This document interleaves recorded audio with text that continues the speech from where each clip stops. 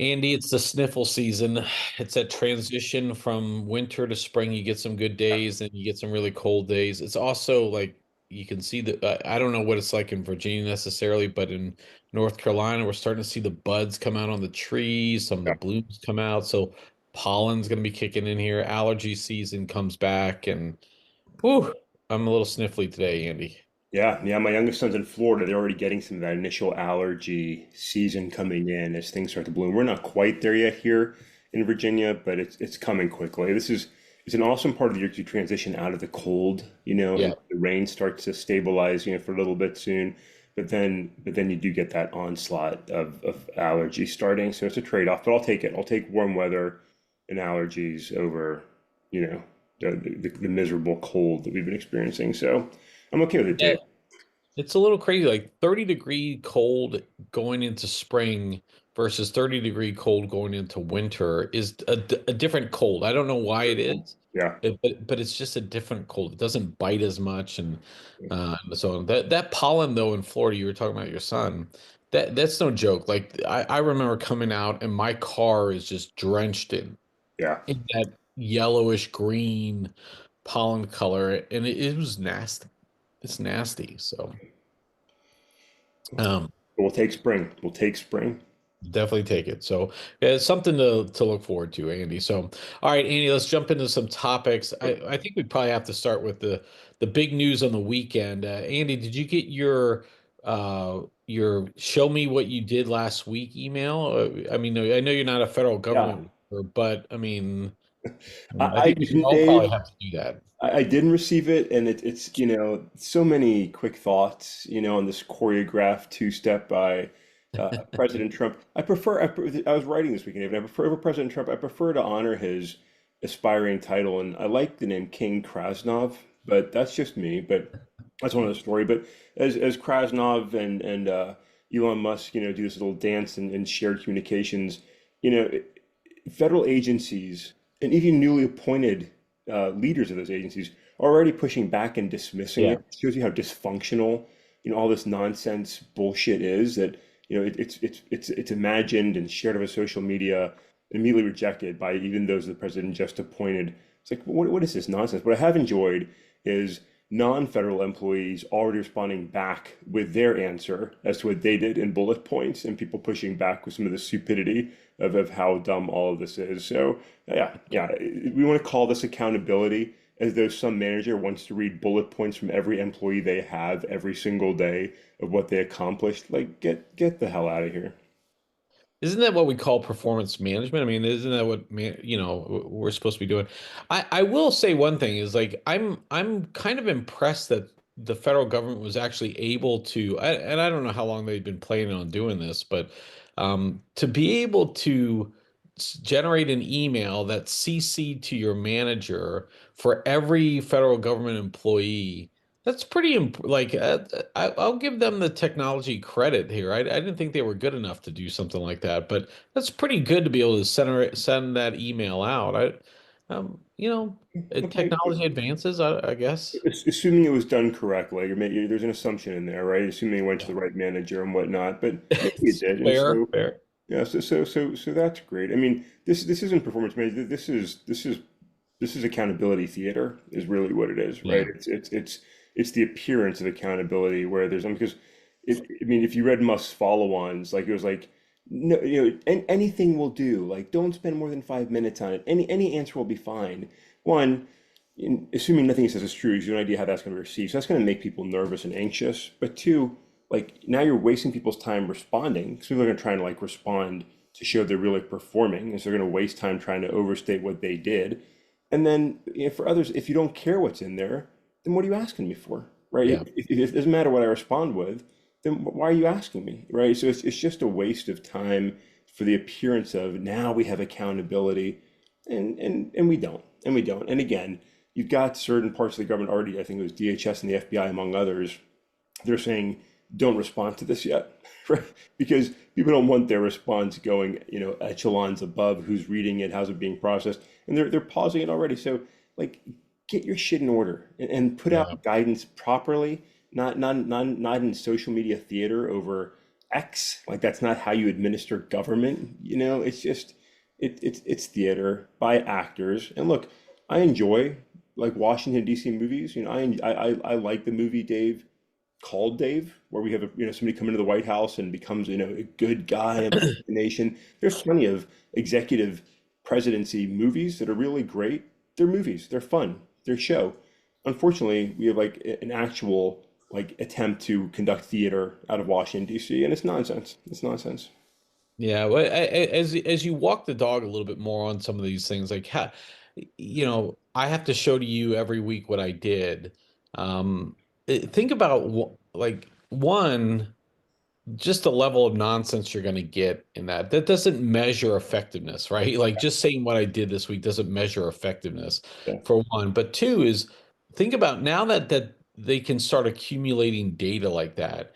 You think about all the ways that they can use that data to like say, measure out and performance out people that really just doesn't, somebody who let's just take a very menial job, changes the paper in the copier or whatever. That's what, can you imagine all the ways that that can be written Yeah. so that it makes it look like they saved the government $5 billion in a way? And I think those are just the level of stupidity that this kind of stuff does.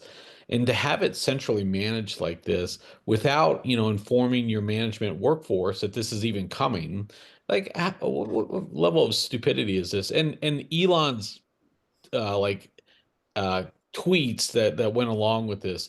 If you don't respond, it's a it's you might as well say you're resigning. Yeah. That's your resignation. And then Trump coming out too on the weekend with a meme about he had a SpongeBob meme where they're reading complain about Musk, complain about Trump, all this other stuff, complain more about Trump. Like the fact that our president is sitting there not empathetic to any of this work and not to sit there and say what the fuck is like this is all political theater for him, or it's not political, it's all theater for him, it's all like how am I, this is not a leader of this nation, and we're going to pay for it again. Everyone, I've been saying it all along, it's not a matter of what's happening today, it's 10 years from now when we realize all of these things, like why did we do that again? Oh, we had a fuckhead, that's why.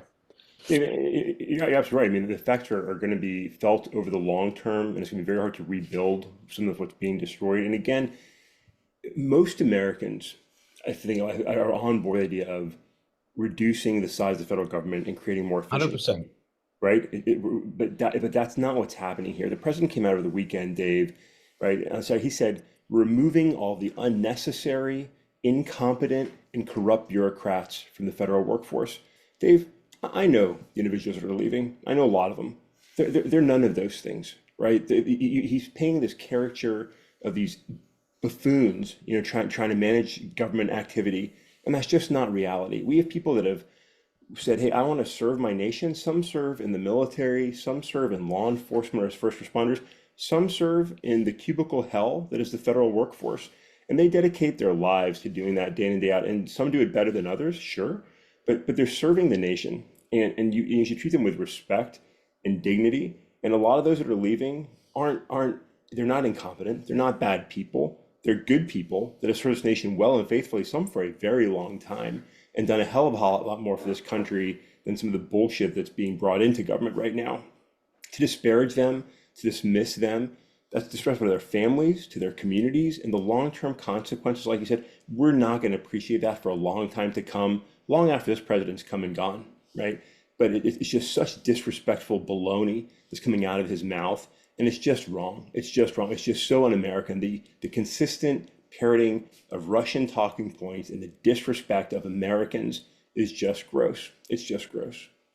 Yeah, and I 100% agree. Again, I'm all for government efficiency. I do believe we have a lot of waste in that federal government, but to disparage employees and individuals like this and just blanketly apply, because again, you're making everybody out to be some sort of evil monster that they're really not. So good way to wrap that one up, Andy. Let's go to another one. Maybe this is a little bit funner, Andy.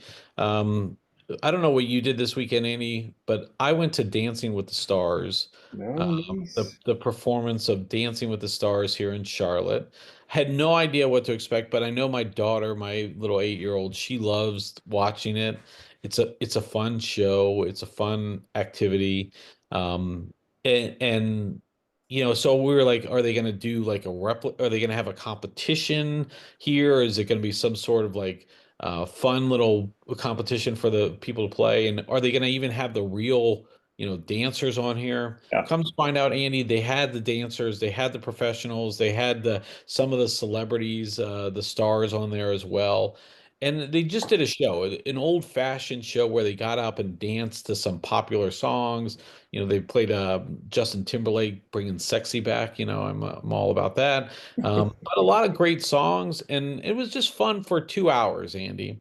And we had a great time. But that aside, Andy, one thing that I was struck with here, and I'm interested to hear what you thought on this here. Right. So they played a Michael Jackson song in the beginning of it, and the way you make me feel, right? The way you make me. Yeah, good song. It's like Michael Jackson's been a great artist, right? He has tons of great songs, but I couldn't help but like do feel guilty a little bit because of all the circumstances around Michael Jackson. Now, I don't think I mean, Michael Jackson never went to jail for Yeah. anything. Um, and there was that huge HBO documentary about, I think it was Finding Neverland or something. It talked a lot about things. And I'm not saying that they're not, I mean, there's a lot of truth to a lot of what happened there. Should I have felt guilty about listening and enjoying that Michael Jackson song? I don't know. Yeah, he's a tricky character because, I mean, look, he's an incredible artist, Yeah. incredible performer, right? From his extremely young youth until he passed, an eccentric character, right? I mean, he entertained us as much by who he was as by the music he made, and towards the latter part of his career and after his death, a lot of questions and concerns about some of his behavior. Like you said, nothing conclusively proven in court, but there's questions and concerns about things that are not good or comfortable. It is awkward, right? Like, do you cancel Michael Jackson because of allegations? Like, there's a part that makes sense, I think, to be like, do I really want to support, what may have been? But at the same time, like, he was a huge part of a lot of us growing up and the music that we heard and his impression on popular culture. I mean, going back from Thriller album to Black and White. I mean, his collection of great songs, his story, the compilation was great. There's so much in between there. And he's such a cultural icon. And I think there's a part of a lot of us that kind of just feel bad for the person that was Michael Jackson, right? I mean, he didn't have a great life. One more upon many examples of people who so-called have it all, wealth and fame, and are just absolutely miserable individuals who, from parenting, the way he grew up. So, like, it's so complicated and so much we don't know. I think you just enjoy the music. I mean, you just Yeah. enjoy the music and have a good time. You're not making a statement, for or against the man that was Michael Jackson. You're saying, hey, you know what? This is a really fun song, and I enjoy it, and I want to have fun with it. Just like if you go back and you listen to some of the old songs, and there's some sexism, there's some chauvinism, there's a lot of things in them for the time they were what they were at the time. You can still enjoy it. You don't have to like compare it to where we are today in 2025. So I think enjoy Michael Jackson. Enjoy it, and glad you enjoyed the show. I love that you and your daughter went to see that. Dancing with the Stars is a fun show, and seeing it live must have been really cool. So, I think turn Michael Jackson up, enjoy whatever song it is, and enjoy Dancing with the Stars. Yeah, I think that's a fair thing. I think, enjoy it for what it is and not for what, because I think a lot of that we look back, there's a lot of cringeworthy things back in, that we were growing up with that today would just not simply not fly. A lot of comedy today Yeah. is tough, right? And so, especially some of the comedians, but um in some of these like TV shows or anything, but in that moment they were great, and the actors were great. That doesn't mean that they advocated for one. I think that maybe that's a good lesson point for a lot of things is, we can't go back and rewrite and, based on what we know today, And yeah, should we have known better? Yeah, possibly, but at the same time is you know, we can still enjoy it for what it is and so forth. So I like that approach. I did very much enjoy that Dancing with the Stars show. I'm not going to necessarily watch it moving forward, but for 2 hours to go there, I was entertained, and it was nothing flashy, fancy. It was just a lot of really craziness. I will say, great dancing. It was like a 25 or 30 to 1 girl to guy ratio Yeah, there. I will tell you, like I was like a probably like a Taylor. It's probably like it's very similar to Taylor Swift. I was a dad taking my daughter there, but there were a lot of people there. Our neighbors went, the mom and the daughter went. Their daughter's like older; she's out of college and such. And but that's the age group. Like it's Dancing with the Stars has really just got a lot of people who love it, yeah, and it was not cheap, Andy. I will just tell you that. I was 5 rows from the back, and it was still not cheap. So, yeah, yeah. but fun But time. By all.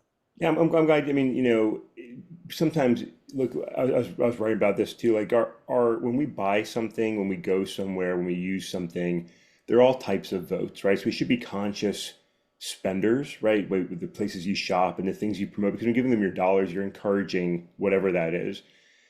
Sometimes, like, you don't want to get so caught up in that thought though, and like just enjoy what you're doing because you're enjoying it. So, someone will look at Dancing with the Stars and they might think, oh, this show represents this, that, or the other.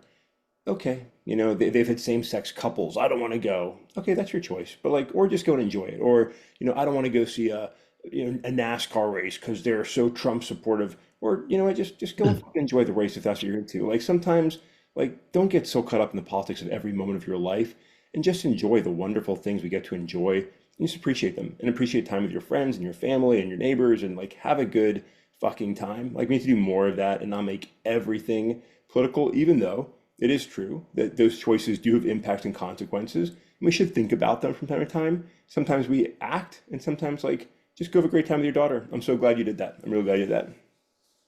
Yeah, it was fun. She really enjoyed it, and I surprised her because we were supposed to go to a lacrosse game. Oh, My oldest nice. daughter's got her lacrosse game, and she's like, "Oh, it's lacrosse season. I don't want to go." So we were coming back from karate. I was like, "You know what, Charlotte? We're not going to go to karate, or we're not going to go to lacrosse today." She's like, "Really?" I was like, "Yeah, check this out." And she was pretty excited. She's like, Oh, that's nice. but in her typical sweet way, she was like, "But I know you like lacrosse, Dad. Are you sure this is okay?" I was like, "Yeah, for the money I paid for this, we're going to Dancing with the Stars." So Nice. Well, good daddy points for you, and I'm sure your other daughter was fine with you missing the game. So good yeah, daddy points. Good job. I'm glad you enjoyed that, Dave. We should have started with that. That's such a more positive topic than the nonsense. Where are you taking us in this last segment, Dave? What's the tiebreaker? Are we going back to hell? Are we staying in the positive no, we can't. land? We can't go back to hell. Well, we're kind of in a hell type of thing. So let me explain. So lacrosse season does kick off for us today. It's the first official game. My daughter was selected team captain, so that's very Oh, nice. exciting. Congratulations. She Yeah.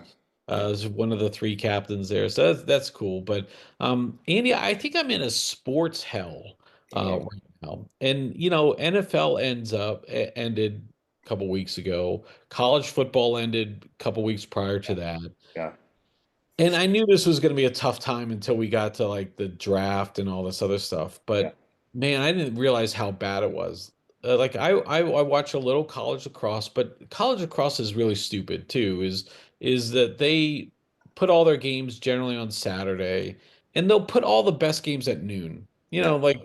But that's because they don't have a TV contract. They don't really have, so they rely on the colleges to do through ESPN Plus. They're like little local advertise, TV announcing, Yeah. which is fine, but it really means that they like all the best games are at noon. So like you're trying to watch, some of these good games, and then you're done by 2 o'clock, and you're like, okay, what do I have to do the rest of the day? It kind of sucks. And then baseball is just starting spring training, but even baseball is a grind. It's every day. You don't get up and down over one thing or the other. And then basketball, I'm sorry, I just can't get into it. Like, I mean, maybe I'll watch it a little bit more at the playoffs, but I think basketball's in a tough spot too because their ratings are really down. Their All-Star weekend was a disaster. We talked about that last week. Um, And but people don't consume sports the same way they used to, except for the NFL. Yeah. Like people will watch the NFL or Red Zone like crazy.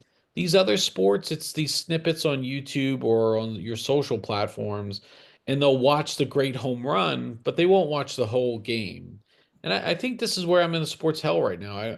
I'm struggling with maybe I just need to find other hobbies, I guess, Andy. Well, one, there is like I do get some pleasure out of the absence of football because I feel like I get time back and I can like You do other definitely stuff do. I need to do. So chores and cleaning up and other things I need to get done. I have a little bit more latitude to do it. So I do appreciate that. But Dave, as you struggle with like what to watch and what to get into, let me offer this to you, a path that many an American are now finding themselves going down and finding great joy in, and I love to see it, is the increasing embracement of the English Premier League by the United States of America. I mean, look, Major League Soccer is fine. It's good American soccer, but it's not the best of the best. But more Americans are finding joy in cheering on the Premier League teams. I'm in conversations with people, and like they'll bring up, oh yeah, Brighton did this or Aston Villa did this, and I'm like, you follow soccer? And like people are into it, man. My boys know players. Like I can't keep up with it to the level they do. They know all the players in and out, trades and teams, and more and more Americans are really getting into Premier League soccer. I don't sit there and watch it. I passively follow it. I don't like, so far I haven't made the shift to like sit there and watch, Premier League soccer. But I've followed it for a long time. I love it. I've been a Chelsea fan since I was a kid, and it's awesome. So if you're finding there's a void in your heart and you need to put the TV on Sunday morning and watch some sports activity, the Premier League, Dave, could fill that hole in your heart. As Extreme saying many years ago, there's a hole in my heart that can only be filled by you. Maybe that's you calling out to the Premier League, Dave. Maybe you need to take on a team, get behind them, and cheer on some great English soccer with some of the best players from around the world. If you're looking for a team, could I recommend Chelsea FC and the Boys in Blue and the young, dynamic Cole Palmer to maybe cheer for and get excited about? Well, Andy, I just pulled up the English Premier League. So like, I will tell you, like I was at a neighborhood event and I overheard a couple dads talking. And they're like, "Oh yeah, I was just watching the EPL game," and I was like, "What?" I was like, "What is going on here?" Like they're like, "Yeah, sorry, I was delayed. I was watching this or Yeah, whatever. I got here a little late." And I'm like, "What is happening here?" But to that point, I just pulled up the standings. So there's 20 teams in this English Premier League, yeah, Andy. yeah. Like, how do I pick a team? You go with Chelsea. That's the correct answer. You go with Chelsea. Is that why? So I would say, like, when you have no connection to something, like how do you find? So I say, maybe are there pounder roots in every community? One of the beautiful things about soccer is there's a team in every community in England, right? I And the know. way the Yeah. leagues are set up, the reason it's called the Premier League is 'cause it's tops, right? It's the top of Yep. the top. There's lower leagues, and every year, right, the garbage gets dropped, relegated to a I love that about soccer. yeah, and the top get promoted, and then you see teams coming up that maybe got promoted into the league, and then they're starting to actually play well and get better and better. And like a team like Brighton's a good example where they over time they become like a legitimate competitive team. So maybe there's some Pounder family roots somewhere that you can say, hey, we're going to claim this community as ours and cheer 'em on. Or maybe it's looking at maybe not a Premier League team yet, but maybe it's looking at like, hey, I enjoy Ryan Reynolds. I'm going to cheer on his soccer club and see how they can grow and over time and maybe work their way into the Premier League. Or you just pick the one with the pretty uniforms, Dave. Like a lot of folks pick their NFL team because like, oh, I like their colors. Go with colors. As long as you don't pick Arsenal or Manchester City or Manchester United, Dave, I encourage you to pick whatever team makes your heart happy. But maybe there's an ethnic tie to one of them. There's a great Korean player in the Premier League my family gets excited about. Whatever tickles your heart, Dave. I like your building back into the roots. Pounders are from England. There are some English connection there, so I might have to dig into that a little bit. It might be a good project for me, and depending on where they are in the league or where they are in the overall rankings, I mean, I think that'll be good. maybe it's not the Premier League, but maybe it's one of the lower leagues, and I can watch that team grow and build. And maybe Right. if I come into a ton of money, I can buy a team like Ryan Reynolds did and Dream. watch it grow, It's a dream. Yeah. Um, I actually saw somebody post on Instagram about offering up, hey, do you want to be a part owner of this small little English team? I think that's a cool idea, but yeah, that's fun. Okay, I might check that out, Andy. Let me do a little exploratory look. I mean, I'm gonna have to get rid of my long-term soccer sucks Yeah. type of thing, but I enjoy the World Cup. I enjoy watching those high-level matches. So maybe I can get into the Premier League when it's my summer, my in between time, I Yeah, guess. as a little tweener, as a little something to keep you going, take a look. Let's see where this goes for you, Dave. I think it'd be Okay, fun to hear. we can track our progress here. Yeah, but or just hit the easy card, Dave, and just embrace Chelsea. I'll send you some merch if you want. Okay. All right. Well, I think I got my homework assignment for the week here, Andy. So let me see what I can come up with and I'll report back to the group here. All right, So, all right, but I like it. all right, Andy, with that, I don't know if you got anything else you want to cover on this Monday? Dave, last week of February, we're barreling into March. We talked about allergies. We're moving forward in time. This is a crazy timeline we live in, so I'm grateful to keep moving forward and just grateful, Dave. I think this is a milestone episode, if I recall, and so just thank you to you for Men of a Certain X and for sharing a cup of coffee with me. I'm grateful that we can deliver this, week in and week out. 200 episodes, Andy. You are absolutely correct. The 200th episode. Who would have thought a year and a half ago when we started doing this that we'd continue to go like this? And Andy, we're growing. We're getting more listeners, so that's always good. 200 Oh, episodes by 30 minutes. That's what, 6,000 minutes? Drop a zero. That's 600 hours. Dave, you could sit here and listen to us for like a week straight if you really want to. So if you're looking for something to fill that space of sports, hey, just put Men of a Certain X on and just binge away. have at it for sure. So, all right, Andy. With that, I will catch up with you on Wednesday.